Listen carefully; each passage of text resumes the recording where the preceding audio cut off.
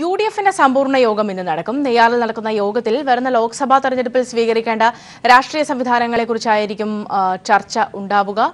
ജീവൻ ചേരുന്നുണ്ട് വിവരങ്ങളുമായി. ജീവൻ, ലോക്സഭാ തെരഞ്ഞെടുപ്പ് അടുത്തിരിക്കുന്ന ഒരു പശ്ചാത്തലം, UDF സംവിധാനം കൂടുതൽ ശക്തിപ്പെടുത്തണം എന്നുള്ള ഒരു ആവശ്യം ഘടകകക്ഷികളിൽ നിന്നൊക്കെ ഉയർന്നു വരുന്ന ഒരു പശ്ചാത്തലത്തിലൊക്കെ തന്നെയും എത്രത്തോളം നിർണായകമായിരിക്കും ഇന്നത്തെ യോഗം? എന്തൊക്കെ കാര്യങ്ങളായിരിക്കും ചർച്ച ചെയ്യുക? ഒരുപക്ഷെ സൗമ്യ, ഏറെ നാളുകൾക്ക് ശേഷമാണ് UDFിന്റെ ഒരു സമ്പൂർണ്ണ ഒരു ദിനം മുഴുവൻ നീണ്ടു നിൽക്കുന്ന ഒരു യോഗം ചേരുന്നതിനായി കഴിഞ്ഞ UDF യോഗം തീരുമാനിച്ചത്. പ്രത്യേകിച്ച് KM മാണി അടക്കമുള്ളവർ UDFിലേക്ക് തിരികെ വന്നിരിക്കുന്ന പശ്ചാത്തലത്തിൽ ലോക്സഭാ തെരഞ്ഞെടുപ്പുമായി ബന്ധപ്പെട്ടുള്ള ആലോചനകളും മുന്നൊരുക്കങ്ങളും നടത്തേണ്ടത് വളരെയധികം വൈകിയിരിക്കുന്നു എന്ന ഒരു പൊതുവികാരം ഘടകകക്ഷികൾക്കിടയിൽ ആകെയുണ്ട്. കോൺഗ്രസിനുള്ളിൽ തന്നെ അത്തരം ഒരു ചർച്ചയും നടക്കുന്നുണ്ട്.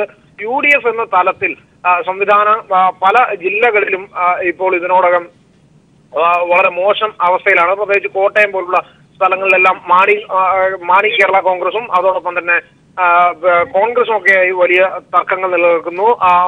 മലപ്പുറത്ത് അത്തരത്തിൽ മുസ്ലിം ലീഗുമായി ബന്ധപ്പെട്ട് തർക്കങ്ങളുണ്ട്. അങ്ങനെ വിവിധ ജില്ലകളിൽ തദ്ദേശ സ്വയംഭരണ സ്ഥാപനങ്ങളിലൊക്കെ സീറ്റുകൾ വെച്ചു മാറുന്നതുമായി ബന്ധപ്പെട്ട് നിലനിൽക്കുന്ന അഭിപ്രായ വ്യത്യാസങ്ങൾ ഇതാകെ മുന്നണിയുടെ ഒരു പൊതു സ്വീകാര്യതയെ നശിപ്പിച്ചിട്ടുണ്ട് എന്നൊരു പൊതുവികാരം പൊതുവിൽ വരുന്നു. ഇവ അടക്കമുള്ള കാര്യം